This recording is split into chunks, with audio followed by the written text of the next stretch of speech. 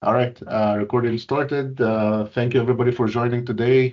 We have Murali from Oak Ridge National Lab, and he will be talking about his work and his applications that he's been doing research on. And I'll hand it off to you, Murali. Awesome. Thanks, Amir. Thanks for the opportunity to present our work here. I'm quite excited to talk to you all about our ongoing efforts, especially after many conversations that I've had with Amir back and forth regarding different integration, HPC quantum integration paths that we can take for this particular application.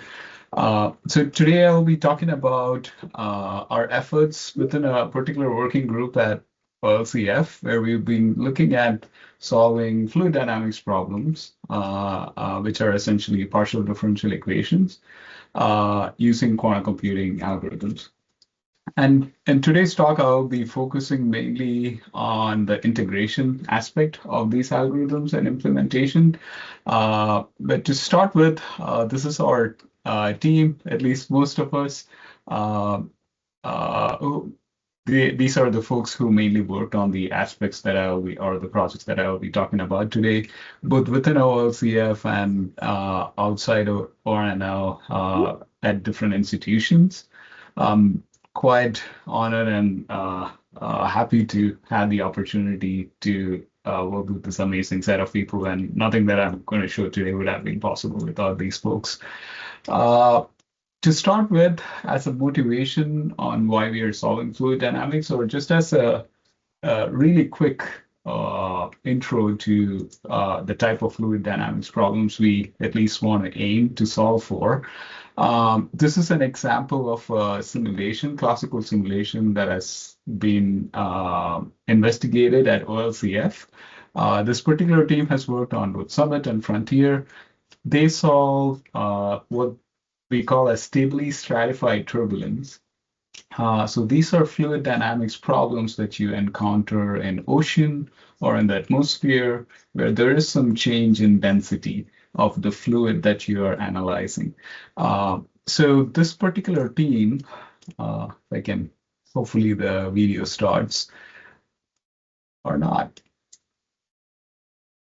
There's supposed to be a video. Oh, all right, there you go. So they solve a simple model problem, which is fluid in this box that you're seeing here. And the entire box, to resolve the simulation, that means each part of the whole domain, they needed over 6 trillion grid points to resolve the simulation. And once you zoom into this box, you see the intricate structures that are present. And for this team, at least from a science perspective, it's important to do the simulations at this high resolution to understand how heat or salinity gets mixed in the ocean to better inform weather and climate models. So 6 trillion grid points, just as a physical quantity, to translate that into physical memory, equates to over 100 terabyte for all the different variables that they are simulating at a single snapshot. Not over time. If they want to save a single snapshot, it's 100 terabyte on the file. And this is not even the biggest simulation that is being run on Frontier. We have teams that run over 400 trillion grid points at much smaller resolution. Some of the highest resolution or precision simulations span over to a quarter of a petabyte per snapshot. And rest assured, these take up predominant of the allocation on Frontier. So these are the type of problems that we are trying to deal with when we talk about fluid dynamic simulation. And the teams that I work with try to address this in two different aspects. With the HPC solver as the central workforce, we're simulating these phenomenon. On one direction, we use machine learning to address both the computational aspects through surrogate modeling, as well as compressing these data using some data-driven techniques to identify smart data points. On the other side, we are trying to assess whether quantum computing has the potential to address either of these challenges on the computational complexity as well as on the data storage side. So today I will be talking about the efforts on the quantum computing side. And to give you an idea of what we are solving, I'm not going to go into the equations. Um, it's 7 p.m. here. Already my brain is half functioning. So, and I'm not a big fan of all these equations, even though that's what I do for a living. These are partial differential equations solving for a specific type of fluid flow problems called incompressible flow. They are designed to solve for different variables like velocity of your flow or the pressure of your flow and the pressure of your flow. The key here is you have both linear terms in these partial differential equations as well as nonlinear terms. And this is going to be a central perspective from an application perspective, what type of quantum algorithms can be deployed to address these different types of equations or components in these equations. On the computational complexity side, these equations have to be solved in a plethora of scales, both on the spatial side as well as on the temporal side. So you have a lot of really long simulations at very small time steps. And also spatially, we got to resolve this really fine as you've seen in the previous slide. So let's take a look at a simple way how we can solve this. If you have these equations, let's take a domain that we want to simulate. We first discretize the domain into distinct either pixels or voxels. And within these voxels, we project these partial differential equations using some approximation. Here, I'm showing finite difference approximation. And you rearrange these equations into a set of ordinary differential equations at each individual grid point or a voxel, center of the voxel. Now you can rearrange all this into an AX equal to B set of equations, and you use your favorite linear solve, right? This is one simple way to do this. This is not how practically it's done, because once you go beyond a few hundred grid points, it's quite hard to rearrange things into this AX equal to B form. It just explodes. So the question here is, from at least a computational standpoint of view, people in the fluid dynamics community have been using quantum algorithms in two approaches, mainly solving these simulations as discrete lattices or as a continuum simulations. I will focus on the latter because these have much more broader application when the fluid flow becomes much more complex. We call it, and we characterize it in terms of Reynolds number, so how intense the flow is. And in that perspective, there are two approaches. Either you solve a linear system of equations, like what I showed you before, and compared to a classical approaches, the quantum linear solvers, a class of quantum linear solver algorithms promise exponential computational speedup. Okay, this is on the time complexity. The disadvantage here is if you have a nonlinear equations to start with, when you linearize it, the solution space just becomes completely untamable. So the other alternate is that you tackle the actual nonlinearity, the nonlinear components that I highlighted.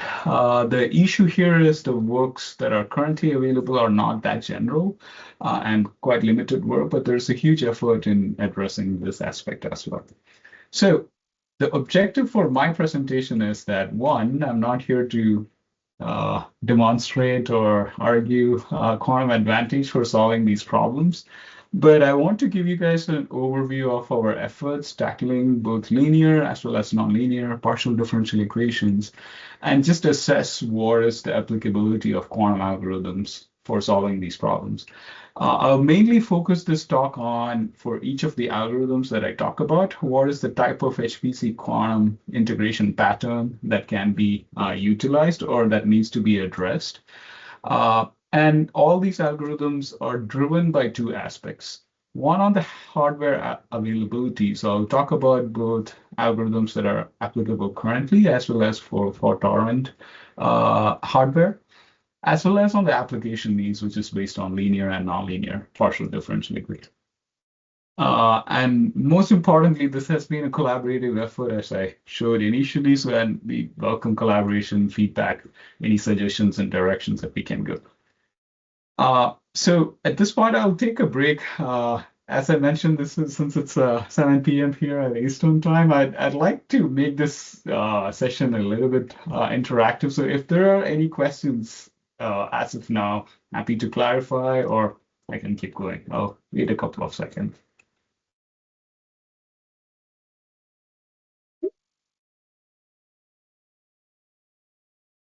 All right. So just to give you an overview of our working group's effort, we focus on a few different aspects, not just solving these equations using some algorithms. Of course, one is solver development. We look into different algorithms, but we also try to implement them in different SDKs because, as you guys know, this space is evolving very fast pace, and one of the main objectives of this consortium is to figure this out, right? So we've been evaluating them in different SDKs. We have also been benchmarking them not only on simulators and different HPC systems, but also on different quantum hardware, because this is one of the most important things from a facility standpoint of view, to understand what type of qubit technology as well as qubit mapping, the topology mapping might be amenable for these type of problems. Currently, now we are focusing on hybrid approaches, trying to benchmark at least some of our approaches with the quantum framework that Amir is building. And we tackle different problems, not just the turbulent flows that I showed. We have some efforts in looking into some biology problems where there are PDEs as well. Most importantly, we are quite involved in external engagement in terms of workforce development, because definitely from a fluid dynamics community perspective, this topic is very nascent. We're trying whatever we can from our end to contribute towards workforce development, both within OLCF and outside. So with this, I'll give you a brief overview, one slide summary of what I'm going to talk about, just from a quick quantum HPC integration pattern framework. So the first algorithm that I will be talking about is called HHL, with the additional implementation or update that we included. This is a very canonical linear solver, quantum linear solver algorithm. The approach here is you have classical circuit synthesis. This is a classical pre-processing involved. You run a single pass on the quantum computer, and then you do post-processing, which is reconstruction of the solution after post-selection and etc. The second algorithm is, and this one is mostly oriented towards a fault-tolerant system, and I'll talk about why that's the case. The second algorithm is a variational algorithm. So you guys might have encountered different algorithms like VQE or QAOA. This one is a variational quantum linear solver. Again, it follows the same pattern as any other variational algorithm. You go back and forth between the classical optimizer and your quantum computer estimating the cost. The third algorithm is yet another hybrid algorithm, as opposed to the first one. The third one is an SVD-based quantum linear solver. So there is a huge classical pre-processing cost involved here. But the quantum computer, the circuit that we offload to the quantum computer is much more tameable in the sense that we can currently solve really practical problems with this. And of course, just like with the first algorithm, you have classical post-processing. The last one is the quantum-inspired approach. This is using tensor network.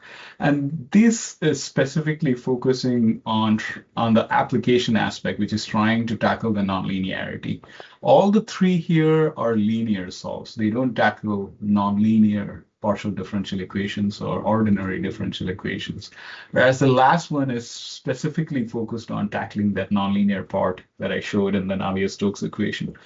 So here you have similar to the first approach, you have the circuit synthesis and all the classical pre-processing costs involved, whereas you have a really long quantum time evolution circuit involved.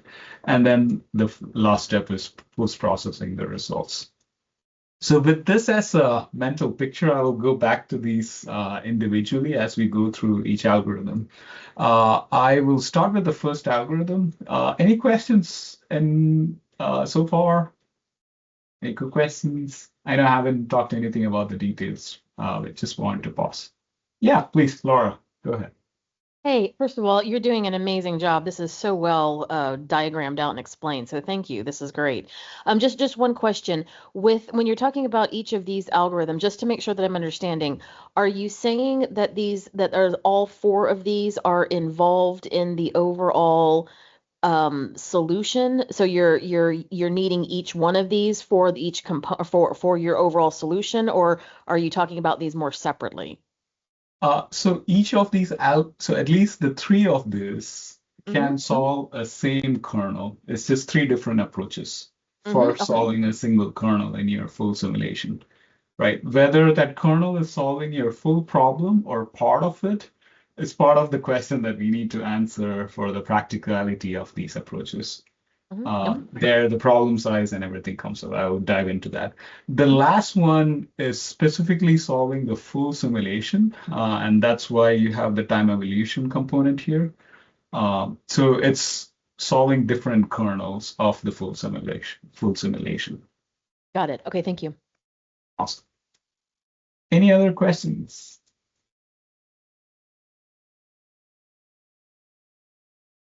Yeah, I have a question. Yeah, please. Just slow raising my hand. Is it the case that if you were going to deploy this in the application as it stands today, that these sort of red boxes would cause some challenge in terms of gaining performance, even if the QPU could do something really incredibly fast, that you'd have all these getting ready and sending data back and forth that I would imagine would be your first problem. I wanted to know, I mean, maybe you'll get to that later, but I wanted to know if you already know that that's a major issue. You're stealing the show, Michael. Oh, sorry. Okay. I'll let you cover it. Thanks. You're absolutely right. Just like a lot of the applications that we have in quantum computing nowadays, like our issues, as you guys will see, it's not only some of these cases is not only on the green boxes, especially the first algorithm, but all of them have, especially the left boxes, as a huge problem. The right boxes too, but then fluid dynamics, and that's a very, very algorithmic challenge involved on the left, the right red boxes, which is figuring out the post-selection and post-processing in a scalable manner. Awesome. Any other questions before I jump into this? All right, so the first one is the HHL algorithm. And as I mentioned, this is supposed to run or require a fault-tolerant quantum computer. This is one of the canonical quantum algorithms for linear solves, or solving a system of linear equations that has a provable time complexity advantage compared to classical counterparts. The overall algorithm, I'm not going to go into the details, is the overall idea is you take your AX equal to B problem, and you try to represent your solution in terms of the eigenbasis of your A matrix. That's it, right? So the key here is figuring out the eigenbasis. And for that, we use the infamous quantum phase estimation. So as you could imagine, just like application in quantum chemistry, the bottleneck here comprise of really deep circuits that are generated through quantum phase estimation. Here, some of the additional challenges for here's the computational complexity.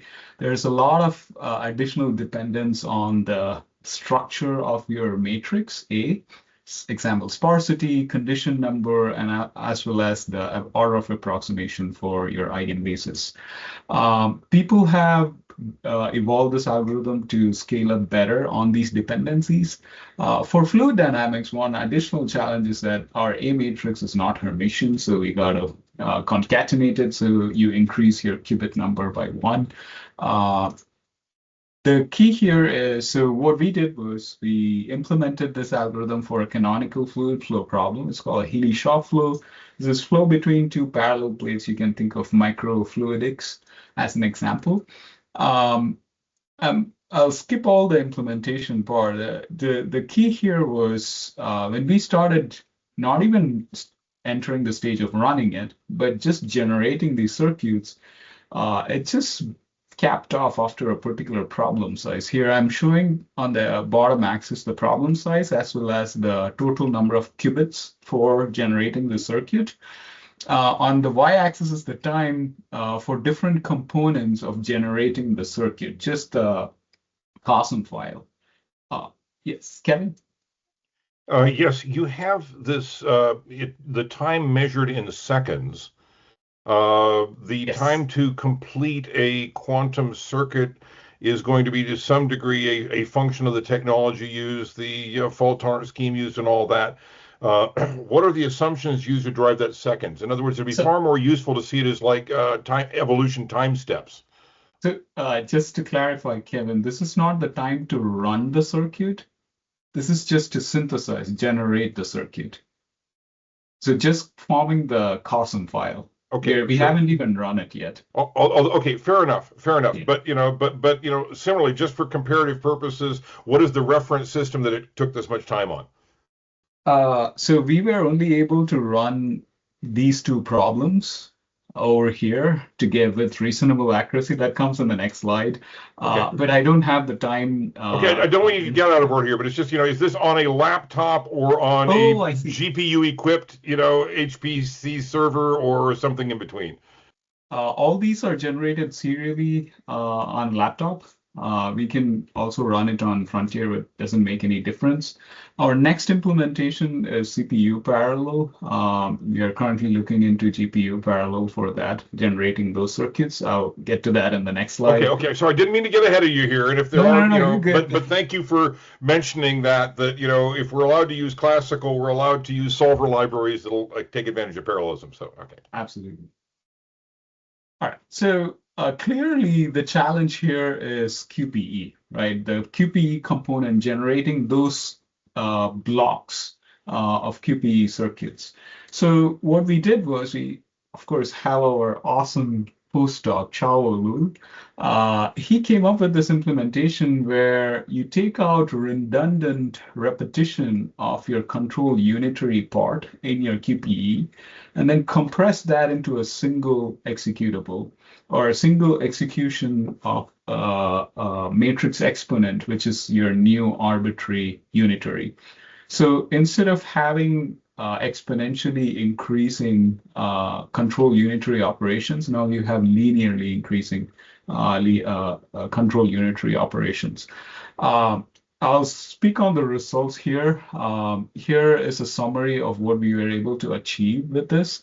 With increase in problem size, this is the total qubits for that particular problem in that circuit. We were able to exponentially decrease both the time to generate the circuit as well as the depth of the circuit.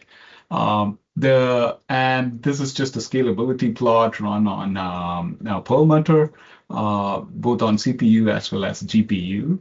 But more importantly, what this enabled us to do was we were now able to run some of these circuits on actual hardware.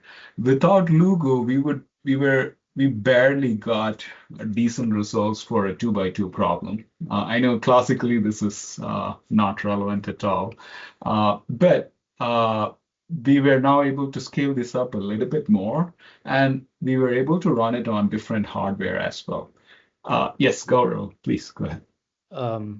Yeah, quick question about the reduction in the depth. I think I understand the reduction in time, but could you explain a bit more about how you get this exponential reduction in depth for the phase estimation?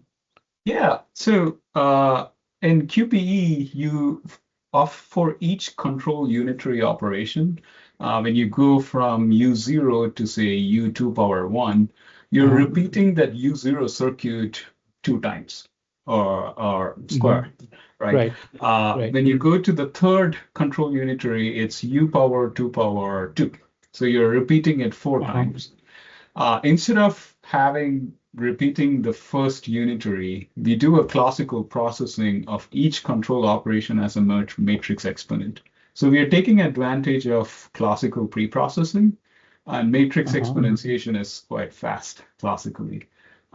So for each control operation, now you just have a one single unitary to synthesize. Right. You still have to synthesize that arbitrary unitary, but you don't Right. have But to.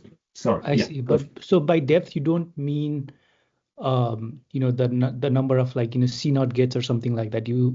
What do you mean by depth here? Yeah, yes, it is supposed to be the CNOT gates. Let me see if no, this doesn't have it is supposed to be the 2-qubit operation. Let me see how do I show this one? So what you're saying is like, when you have like U to the 2 to the N, right? Yes. So you're basically, compressing it into a single, time evolution operator and then compiling a circuit out of it. Just synthesizing that single matrix Uh-huh. exponent instead of synthesizing U power Uh-huh. how much ever unitary, synthesizing all the Mhm. different unitaries.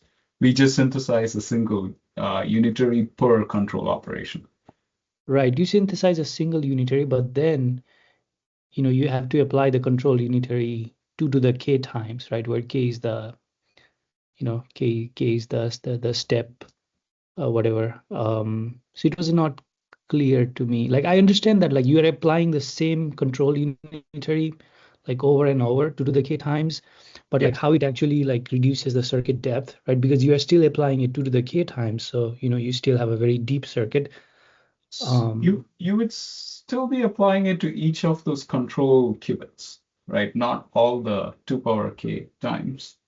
So you have k control qubits. Each of Right. those control qubits has a control unitary operation corresponding to it.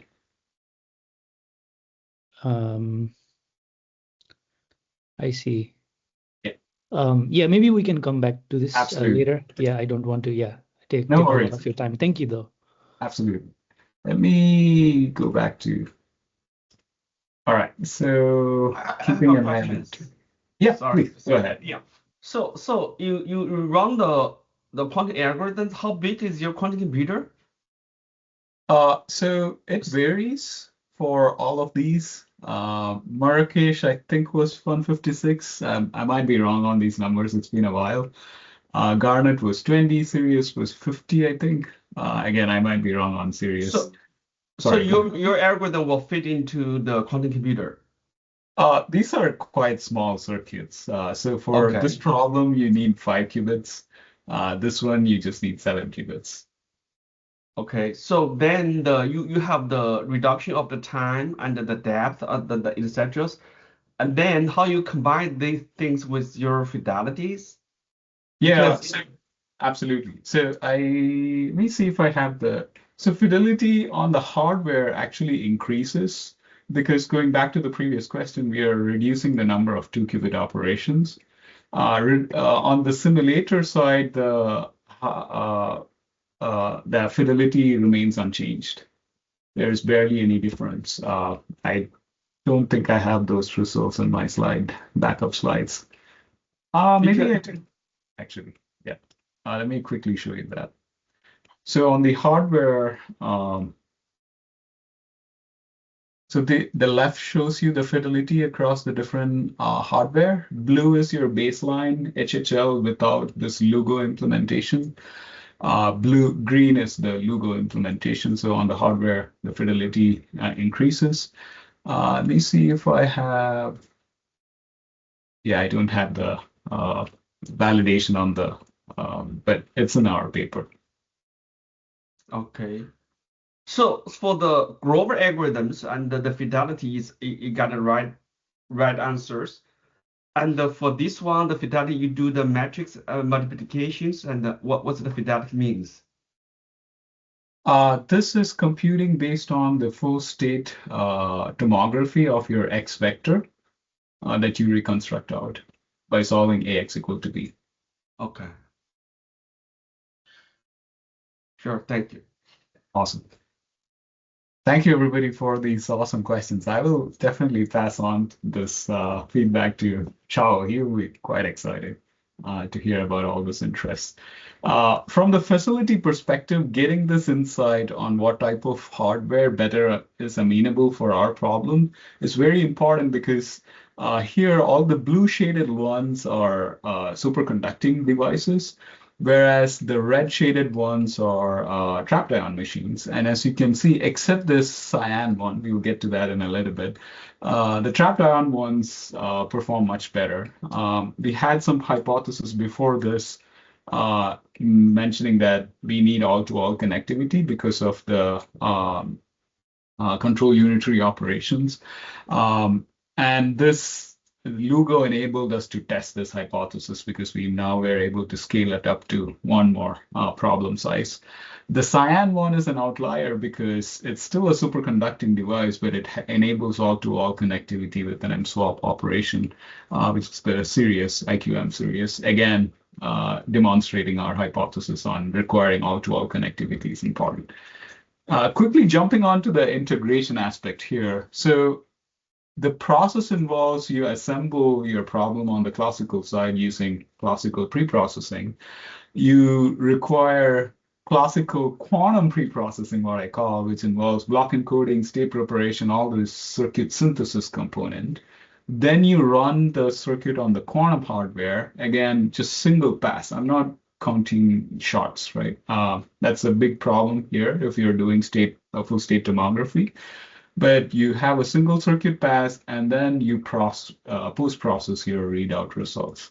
So this is the characteristics that I mentioned about. The key here is, since it's a single directional pass, you don't have any limitation on your queue.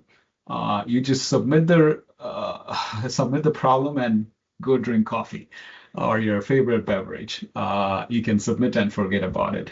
You're not waiting for any mid-circuit dependency on the classical side or any other quantum algorithm running in parallel. It's just a single pass.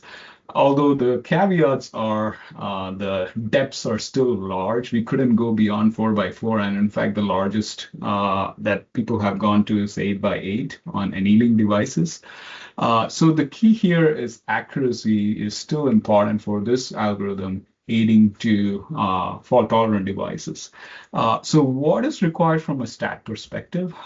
We need GPU-accelerated circuit synthesis and transpilation capability to tackle this part of the whole workflow. Again, accuracy aspects, I'm going to skip that because of time. The caveat here is, if you want to scale this up to really large problems, and I will go back to this problem throughout the talk, we cannot have a single standalone GPU approach like this because the problem size quickly becomes untamable. So moving on to a NISC problem. Yeah, go ahead, Mike. Oh, just really quick, did you say this, you run this one shot? No, we run No, it you for, meant something else. That yeah. There's no interaction shot by shot or anything. No, they are all independent. Okay. Yeah. Do you know how many shots approximately you do? So this depended on the system. Certain systems were capped at 20,000. Some of them we try to push to over 100,000. So these are really, because we are doing full state tomography. And that's the challenge we as fluid dynamics have to figure out, that if this algorithm has to be scalable, we need a single observable. And that's up to us, the application people, to figure out, hey, where can we plug this kernel such a way that we just need one observable, maybe like a global observable. And we do have applications like that. In that case, the short comes down. Thanks. I have a question. And yeah, Okay, so you do the GPU accelerated circuit synthesis and transpilations, and because you have 4 or 5 different systems, right? Who you guys do the transpilations, We or do. they provide the tools, you do the transpilations? This is an aspiration here. We just use Qiskit, and yeah, we essentially use Qiskit's different optimization level for transpilation for each of these packages.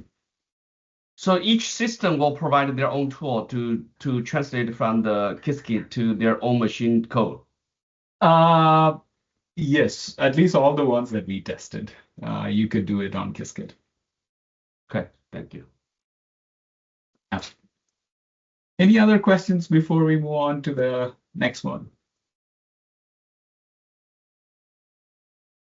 Awesome. So the next one is, hey, let's take a break and do something that we can do right now. So adhering to variational algorithms that can run on NISQ devices. So these circuits are extremely shallow compared to the previous one. Those were the 2 power 6 by 2 power 6, I forgot to mention. They had over 1 million gates operation. In the baseline, we couldn't even compile them. This is after reduction, right? So these are extremely expensive one that we just saw. Whereas the variational one, it's similar to any other variational algorithm. You are again trying to solve AX equal to B as an optimization problem where you assume a solution for X in terms of a circuit here, V, with some parameters in the circuit for the gate operations. These are denoted by alpha.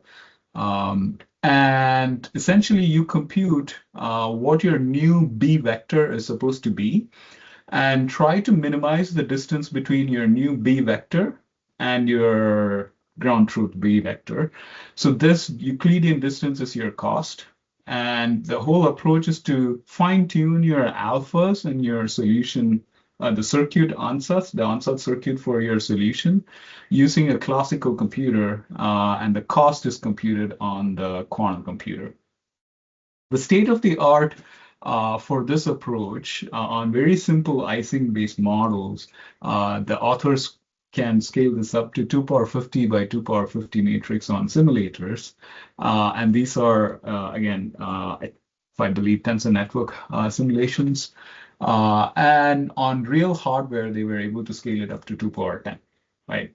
But for much more realistic applications, we couldn't scale it up more than certain problem sizes. We ran into a couple of problems. The first one is, even though the circuits are shallow, you end up with millions and millions of circuits to be executed per iteration step of this optimizer for realistic problems. Okay. The second one is the ansatz selection. Similar to other folks' experience for variational algorithms, we don't have a generalized approach to figure out what the ansatz selection is supposed to be. So how we dealt with this is for the first one, because the nature in which these circuits are executed is in an embarrassingly parallel manner, we took advantage of CUDA-Q's asynchronous circuit execution framework. And we were able to at least distribute this into different simulators on the GPU side, right? Not on actual hardware. As you can see, for a small problem, we were able to achieve a near ideal strong scaling as well as weak scaling. This here is when we are not, the GPU is overloaded for the particular problem's size. This doesn't solve the number of circuits that needs to be executed. It's just, hey, if you have thousands of QPUs idealistically in the future, you can solve the problem, right? We are also taking a circuit pruning approach where you effectively reduce the number of circuits that needs to be executed and also compress this into finite number of circuits. We are working on the details of it and figuring out in a practical sense how to deploy this. So more about this in coming days. And for the circuit ansatz characterization, we use some techniques that are available in literature in terms of characterizing their expressibility and entangling capability. The key here is going back to the integration picture. You have the canonical variational problem, right? You have your parameter is updated on the classical side, the circuit is executed on the quantum computer, and then you aggregate all these cost expectation values and then feed it into the optimizer. Yes, Gaurav, please go ahead. Yeah, quick question about this circuit pruning. So you are taking a Yes. circuit which is unitary and then writing it as a linear combination of other unitaries, or like are you Yes. doing some kind of like circuit knitting like technique? No, not circuit knitting. It's essentially when you encode your A matrix, we are encoding it as a linear combination of unitaries because it's not Hermitian, neither is it I a see. unitary. We prune the number of LCU terms Okay, thank based you. on a threshold. Yep. Yeah, thank you. So I'm going to skip on the characteristics of this mode. Again, here the key component is the Q latency, whereas the per circuit evaluation, which is great for these type of algorithms, it's now overshadowed by the number of circuits we need to execute, as well as the convergence issue of the optimizer. We are not yet working on the convergence problem. We are hoping to take help from the community because there is a plethora of effort going on in terms of that. As I described, we have a few efforts going on in terms of compressing these circuits. What do we need from the stack side? A close schedule between CPU, GPU, and the QPU. The overall, we have one approach where we are taking away all these circuits, replacing it by a classically trained generative AI model, which reduces the number of circuits that needs to be executed. It takes away the parameter search component. The caveat here is you need you need model parallelism to essentially train these models eventually if they have to generalize. So the classical component of having model parallel devices sitting close to the QPU would be one aspect as well. So in the interest of time, I'll skip to the next hybrid component here. The key aspect is in both the previous algorithms, the biggest component or challenge is how do you encode A matrix? The first one was QPE that resulted in deep circuits. The second one was the huge number of circuits that resulted because A could not be encoded effectively. You had to resort to LCUs, and thank you, Gaurav, for asking that question. I missed to mention that. So this algorithm addresses this by classically pre-processing your A matrix in a manner that's amenable to run on the classic quantum side.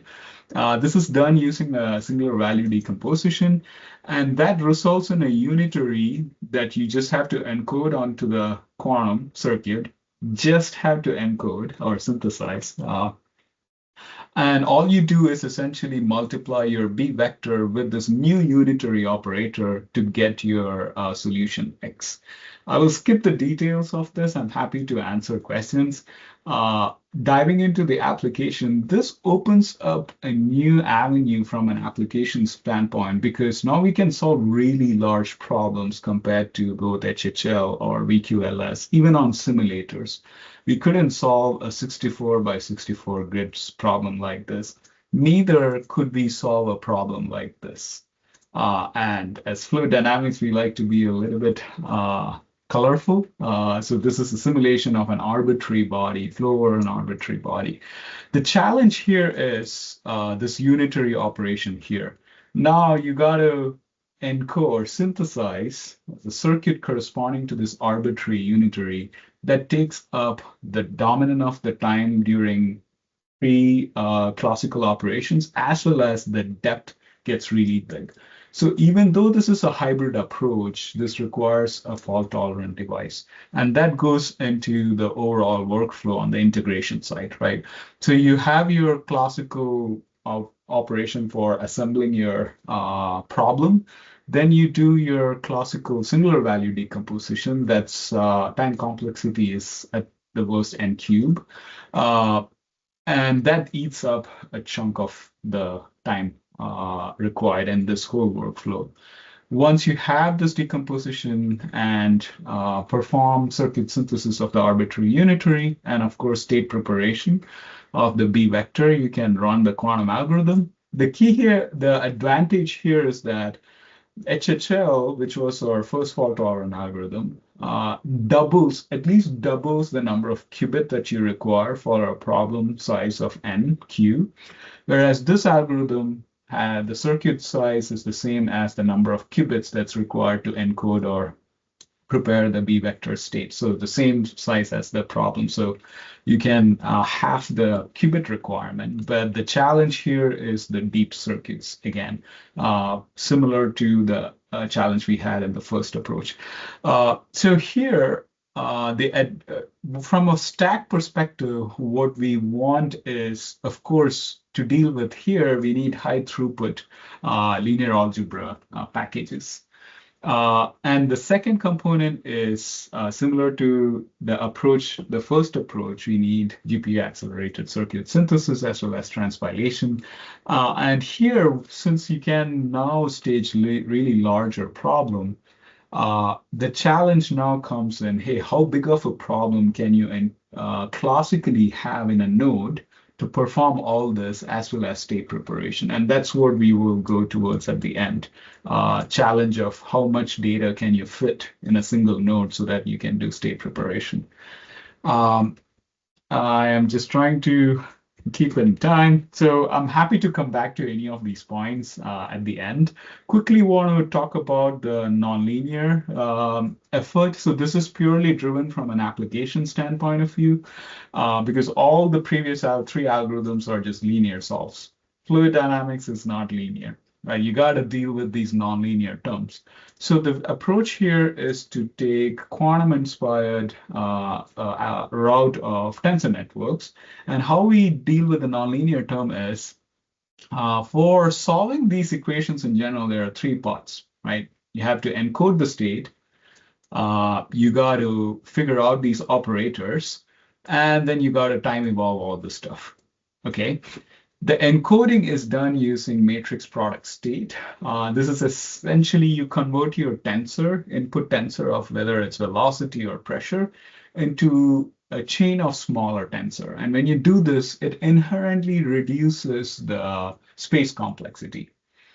Okay, I'll skip why all that happens. It's essentially just reducing the bond or the dimensionality of your thick tensor into smaller dimensions. Similar to encoding the vector as tensor networks, you can also encode your operator, which might be a chunky classical dense matrix. You can transform them into a tensor network. All this is classical, right? Nothing is on the quantum side yet. And hence, you can also reduce the space complexity on your operator as well. Now, this operator is just the linear operator, like the matrix that represents the linear operator. Once you have your linear operator here and your state represented by the matrix product, say MPS, all you have to do to get the nonlinear term is do element-wise multiplication, excuse me. And that result is going to give you the nonlinear operator. So the two parts is if you do MPS and the MPO, which is matrix product operator of your linear operator, just do element multiplication, you have the nonlinear term, right? All this is in the classical side, and it inherently gives you savings on the space complexity. Now, the good thing about tensor networks is that it's developed to be run on quantum computers. It was developed for quantum many-body dynamics. So we are just utilizing the same approaches for partial differential equations and fluid dynamics. This is an example. The time evolution is just putting all these pieces together and using your favorite time evolution operator like Trotter-Suzuki or fast forwarding, and essentially solving this big, long circuit. where each component represents whether it's state preparation, the different MPOs representing the different operation, and this whole chunk is your time evolution operation. I realize I skipped on this really fast. Happy to go into the details. This is a demonstration, very simple demonstration on the classical side. We haven't run this on the quantum side because the challenge here is converting these MPS and MPO into quantum circuits. So this is just repetition of what I mentioned, the three different parts of this algorithm. The challenge here lies in conversion of these operations into quantum circuits. And currently there are various efforts going on for the synthesis approach. Examples are using LCU-based techniques to encode these tensor networks as quantum circuits. So once you have the quantum equivalent circuit, all the challenges that you had previously for approach 1 repeats here, in addition to these really long time evolution operations. So this is where, going back to Laura's original question, you're not just solving a single linear solved kernel, but you're solving the entire simulation, right? So at this point, the last bit that I want to talk about, I don't know how much I can get to this, is talking about what has to be addressed for practical fluid flow problems. Bringing this point, practical fluid flow problem is not 2 power 2, 4 power 2, 4 by 4, not 8 by 8, not even 2 power 20. That's the biggest one that we could scale on the VQLS side. It's 2 power 45, 42 to 45. This is the biggest simulations that I've run on the frontier, the size of the state vector, right? And the key here is we can't fit this operator. If you want to make a 2 power 40 by 2 power 40 matrix classically, before you do block encoding and see, you can't do that. You can't fit this in memory, right? And beyond fitting this in memory and performing block encoding and circuit synthesis, the result are extremely deep circuits. This is how many operations we got for a 2 power 10 problem on the HHL side. So what are the approaches or challenges here? One, you never assemble your whole matrix as such. You got to discretize it. That's what we do classically. We do never make the operator for this whole multi-trillion grid problem. You discretize it into smaller nodes and distribute the whole problem. The second part is, then the question becomes, how much can you fit in a single classical node? And that's definitely faster on the classical side compared to the quantum side. So problem size doesn't become the criteria in which you decide which kernel to offload into a QPU, GPU, or a CPU, whereas the complexity of the kernel becomes your primary criteria. And I'll get to what that means. So the consequence of all this is that you can't, and this would be very clear to this group particularly, you can't just have a monolithic QPU sitting right next to a big HPC system, whereas you got to distribute stuff. And what I meant by distribution is that, going back to the original problem, you take each of these voxels, or group of voxels in this case, how much ever you can fit on a node, at the same time reasonably do state preparation of these problems. And I'm not saying this is the solution, right? This is one way that we could approach solving practical problems. And then the communication in this case, how I'm showing is what we do classically too, which is communicating your voxels or ghost cells, going from information on each boundary to the neighboring boundary. So here the communication I'm demonstrating practically might just work on classical communication rather than quantum networks. But the deployment picture here now becomes you domain decompose everything individually on each node. Here, each node just has a single CPU block, GPU block, and a QPU block, similar to going back on the Titan days. where you just add one GPU per node, and let HPC do what it's good at. Let it do this halo exchange, let it do global reductions, load balancing, everything. And the QPU, let it do what it does great, which I'll talk in the next slide. The communication pattern, again, is on the classical side.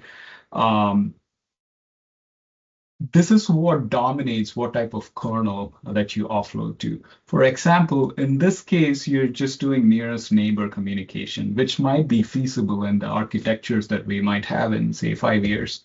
Whereas in fluid dynamics, there's another set of problems, the one that I showed you on the video, which requires all-to-all transpose of your matrix.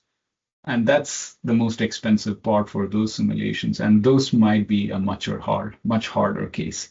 Let me talk about the last slide, and then I will take Wenji, your question.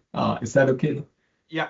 Awesome. I just have one more slide. So one open question is to this community is what needs to be exposed from the QPU side for the quantum PDEs, for the PDE solver to use the QPU as an effective accelerator.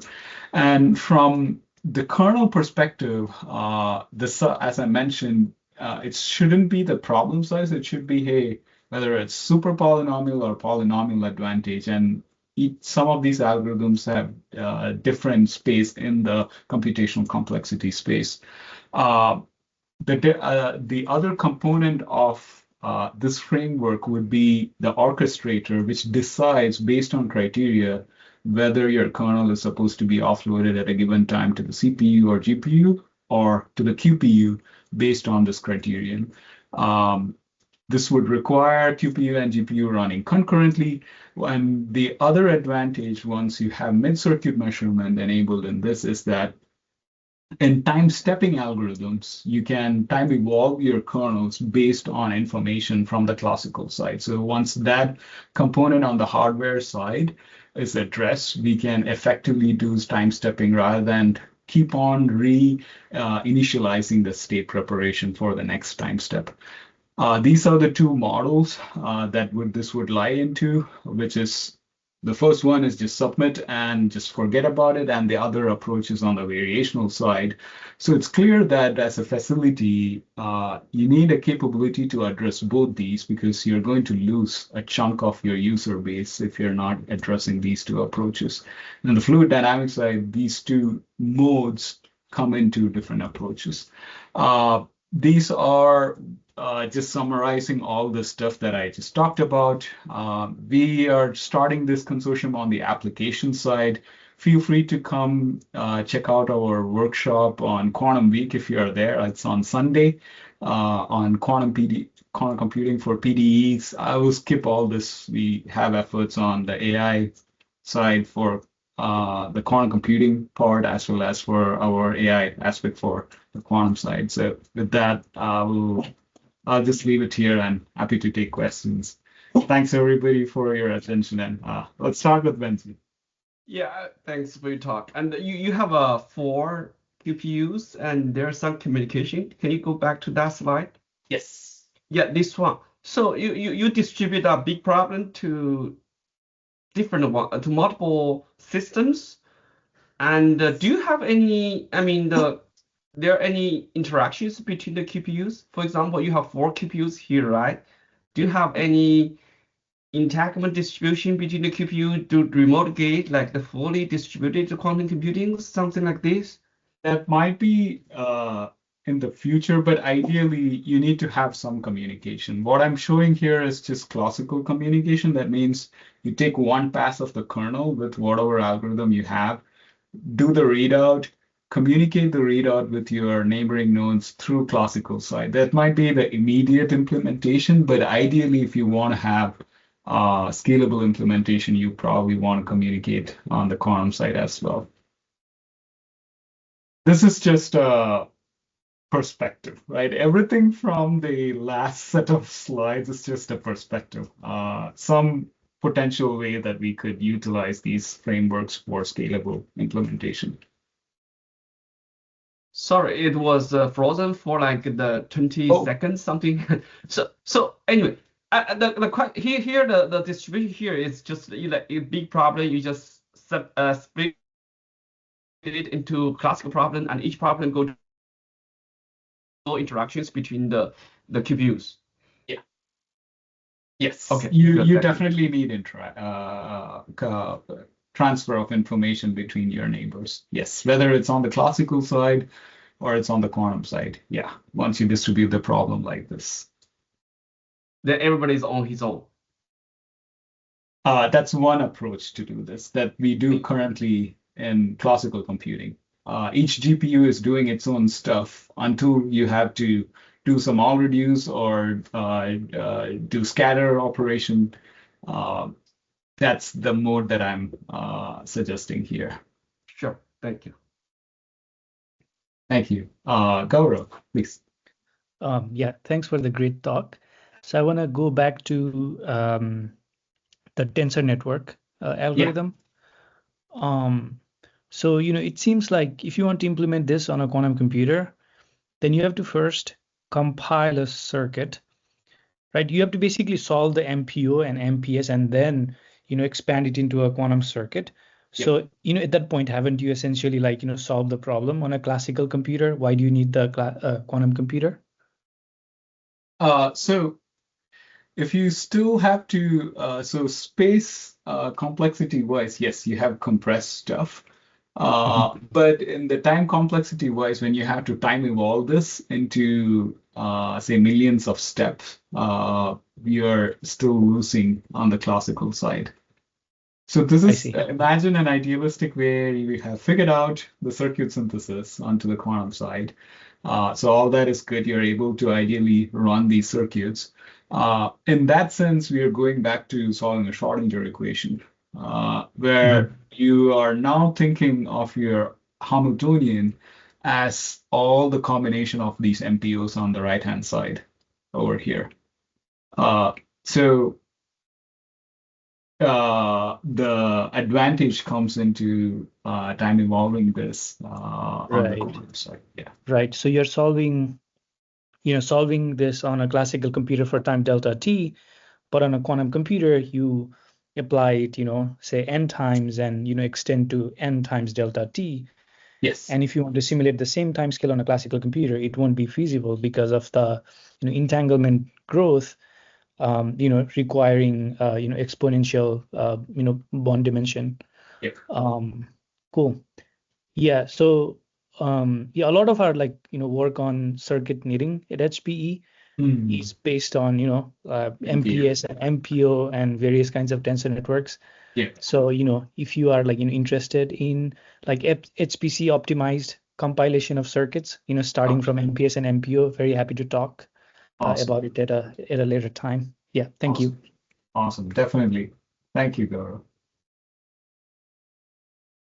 Sorry, everybody. I grossly went over time on a Monday evening, at least for some of these folks here.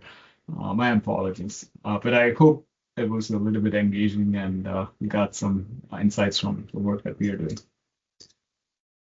Thank you, Murali. That was great.